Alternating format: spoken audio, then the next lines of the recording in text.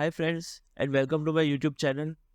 तो 2 दिन पहले 26 जुलाई थी, जिसे भारत कारगिल विजय दिवस के रूप में मनाता है। उसी दिन भारत ने पाकिस्तान को हराया था और कारगिल हाइट्स को वापस लिया था। और इसी की 24th एनिवर्सरी पे राजनाथ सिंह ने एक बयान दिया और उन्होंने ये कहा कि भारत को जब अगर ज़रूरत पड़ेगी तो वो अपने देश की सुरक्षा के लिए एलओसी को क्रॉस करना पड़ेगा तो भी वो करेगा और पीओके को भारत के अंदर शामिल कर लेगा। इसी के साथ उनका ये कहना है कि हमारे देश के लोगों को यूक्रेन रशिया के वॉर से कुछ सीखना होगा, और वो ये कि जब भी भारत एलओसी क्रॉस करेगा तब इस देश के लोगों को हमारे देश की आर्मी को पूरा सपोर्ट करना पड़ेगा।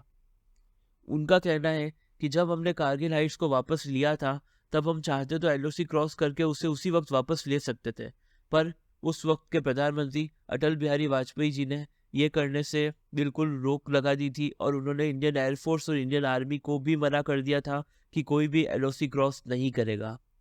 इसके बहुत सारे रीजंस हो सकते हैं, पर कुछ रीज़न ये भी है कि उस वक्त हम एक डेमोक्रेसी और एक पीस लिविंग नेशन थे और हम ऐसा नहीं चाहते थे कि दुनिया में हमारी इमेज एज एन एग्रेसर के रूप में जाए।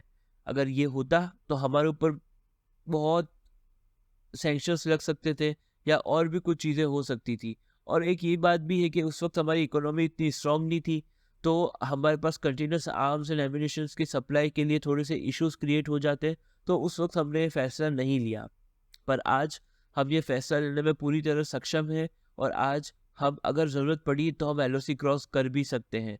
और इसमें कंट्री के लोगों को ही उनकी आर्मी की हेल्प भी करनी पड़ेगी।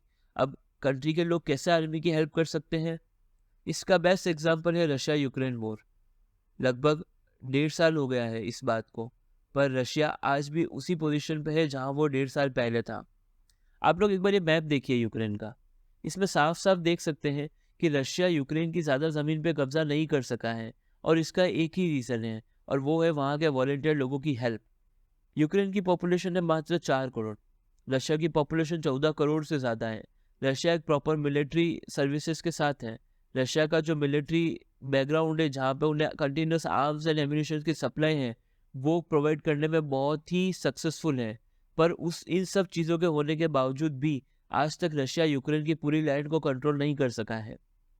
अब आप ये बोलेंगे कि यूक्रेन को तो यूएसए, यूरोपियन कंट्रीज, ये सारे लोग हेल्प कर रहे हैं। जी हाँ, ये सारे कंट्रीज हेल्प तो कर रहे हैं, पर ये सिर्फ और सिर्फ आर्म्स एंड एम्यूनिशंस प्रोवाइड कर रही है। At the end on the battle field तो लड़ तो यूक्रेन के लोग ही रहे हैं, और वो सब वॉलेंट्री सर्विसेज पे लड़ रहे हैं। भारत में इससे पहले भी ये बातें हो चुकी है कि यहाँ पे आर्मी की जो ट्रेनिंग है, मिलिट्री ट्रेनिंग को सबके लिए कंपलसरी कर देना चाहिए।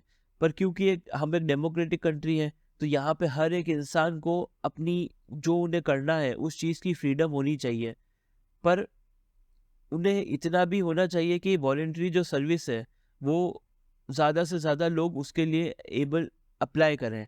राजनाथ सिंह ने यह भी कहा कि ऑन द बैटलफील्ड अगर लोग सपोर्ट करेंगे तो इंडिया के लिए एलओसी क्रॉस करना आसान रहेगा, क्योंकि हमारे एक तरफ चाइना है। अगर हमने एलओसी पे कुछ किया तो उधर से अगर चाइना ने अरुणाचल प्रदेश में घुसपैठ करने की कोशिश करी, जैसा उन्होंने पिछले साल किया था, या उससे पहले उन्होंने अगर गलवान में घुसपैठ करने की कोशिश करी, तो इससे हमारी आर्मी डिवाइड हो जाएगी। हम एक टू फ्रंट वॉर की सिचुएशन में आ जाएंगे, और ये सिचुएशन एक कंट्री के लिए बहुत डिफिकल्ट सिचुएशन हो जाएगी।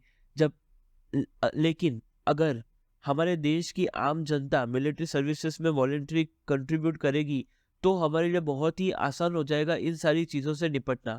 खैर, आप सबकी क्या राय है इस बारे में, आप कमेंट करके ज़रूर बताएं और चैनल को लाइक और सब्सक्राइब ज़रूर करें। Thank you. जय हिंद, जय भारत।